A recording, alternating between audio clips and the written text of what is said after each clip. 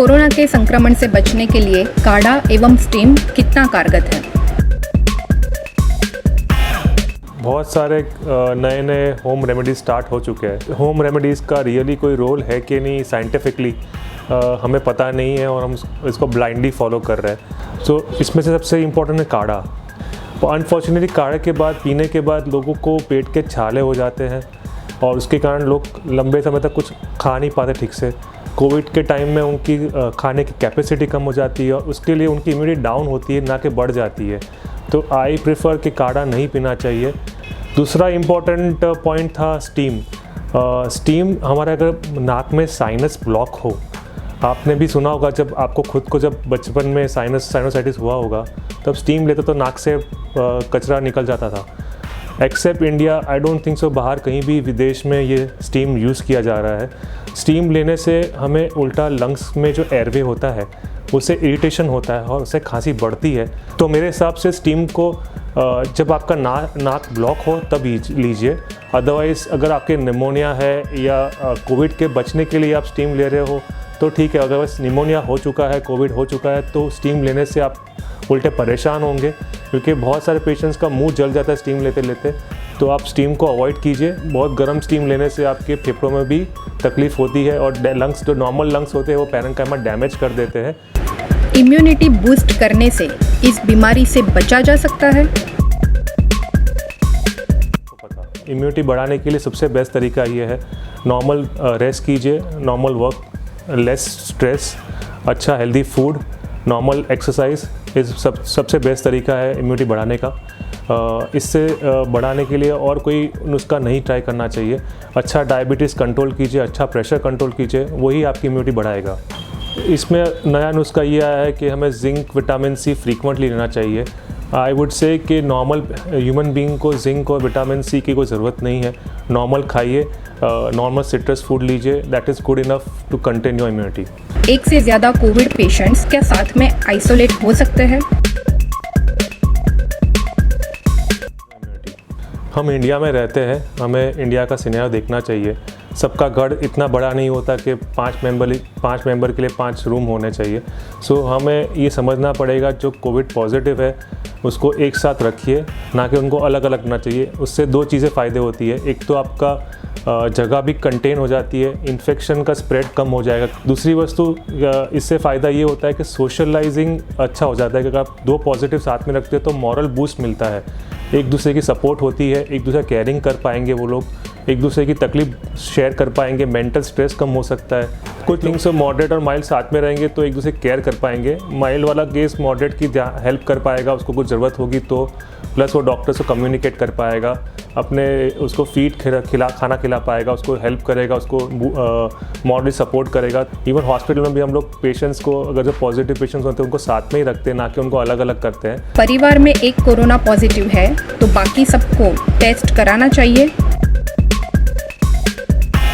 जिस टाइम एक family member का पॉजिटिव आता है उस टाइम पे दूसरे फैमिली मेम्बर्स का टेस्ट करना चाहिए और RT-PCR करवाना चाहिए, जिससे हम असिम्प्टोमेटिक कैरियर्स को पिक जल्दी कर पाए और इसे कंटेन कर पाए।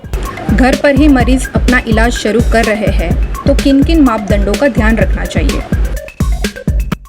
यंगस्टर्स को और एल्डरली को ये याद रखना है कि हमें घर पे रह के अगर होम आइसोलेट कर रहे हैं तो कुछ पैरामीटर्स पे ध्यान देना चाहिए। जैसे कि एक थर्मोमीटर बाई कर लीजिए, एक ऑक्सीमीटर बाई कर लीजिए। Every 6 hours to 4 to 6 hours उसे चेक करते रहिए और एक चार्ट बनाइए, जिससे आप नेक्स्ट टाइम डॉक्टर के फॉलोअप में जाएंगे तो देख पाएंगे कि फीवर कम हो रहा है कि बढ़ रहा है। दूसरा ये प्रश्न काफ़ी कॉमनली आता है कि सर फीवर कर नहीं रहा है। तो 1 वीक तक वायरल फीवर में, कोई भी वायरस के फीवर में 1 वीक फीवर आता है तो उसमें पैनिक मत कीजिए, डॉक्टर की सलाह लीजिए और उसके हिसाब से ट्रीटमेंट लीजिए। ऑक्सीमीटर को अगर एक बार कम हो जाए तो इसका मतलब नहीं है ऑक्सीजन तुरंत कम हो जाएगा। हो सकता है उसके कम होने के बहुत सारे कारण हैं।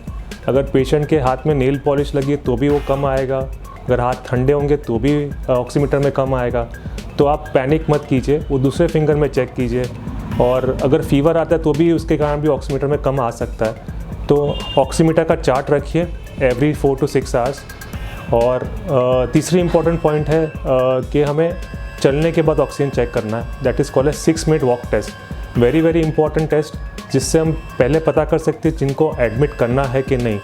अगर चलने के बाद आपका ऑक्सीजन लेवल ठीक रहता है 6 मिनट चलने के बाद, तो आपको एडमिशन की कोई ज़रूरत नहीं है, आप घर बैठ के ठीक हो सकते हैं। तो यंगस्टर्स को खास ध्यान देना चाहिए कि सेकेंड वीक में उनका ऑक्सीजन कम हो सकता है। अगर आप ध्यान नहीं रखेंगे तो आप ऑक्सीमीटर, थर्मोमीटर का चार्टिंग और 6 मिनट वॉक टेस्ट फ्रीक्वेंटली करिए। कुछ भी ड्रॉप होता है तो आप डॉक्टर कंसल्ट कर सकते हैं। उस टाइम अगर कुछ दिक्कत रही तो वो आपको एडमिट करके ट्रीटमेंट भी करेंगे। भारत में वैक्सीन लगने के बाद भी कोरोना पॉजिटिव वाले बहुत ज़्यादा केस पाए जा रहे हैं, ऐसा क्यों? ये है कि हमारे इंडिया में म्यूटेटेड स्ट्रेन है जिसके कारण वो केसेस बढ़ते जा रहे हैं। और वैक्सीन, कोई भी वैक्सीन 100% प्रोटेक्टिव नहीं होती, ये हमें पता है। सो कोविड की वैक्सीन भी हमें प्रोटेक्शन इतना दे सकती है कि हमारे अगर कोविड हुआ भी तो माइल्ड सिम्टम्स होंगे, ना कि सीवियर सिम्टम्स होंगे। सो हमें ये समझना पड़ेगा कि कोविड वैक्सीन लगने के तो हमें प्रिकॉशंस नहीं भूलने जो हमें प्रिकॉशंस कर रहे हैं। दूसरी वस्तु, हमारा डायबिटीज़ वो अच्छी कंट्रोल कीजिए। हमारे जो कोमोबिडिटीज़ है, जैसे किडनी का इश्यूज़ हो, कैंसर के इश्यूज़ हो या और कोई कोमोबिडिटीज़ आपको हो तो उसको आप फ्रीक्वेंटली चेक कराइए डॉक्टर्स के पास और कंट्रोल रखिए, जिससे ये सेकंड वेव ना बढ़े। तीसरी वस्तु ये इम्पॉर्टेंट है कि हमारे इंडिया में जीनोमिक स्टडी करनी पड़ेगी, जिससे हमें पता करना पड़ेगा कि कौन सा स्ट्रेन है और ये स्ट्रेन हमारे वैक्सीन के लिए ये वैक्सीन उसे रोक पाएगी कि नहीं ये स्ट्रेन को। जिन्हें कोरोना हो चुका है वह कब तक री इन्फेक्शन से सुरक्षित रह सकते हैं?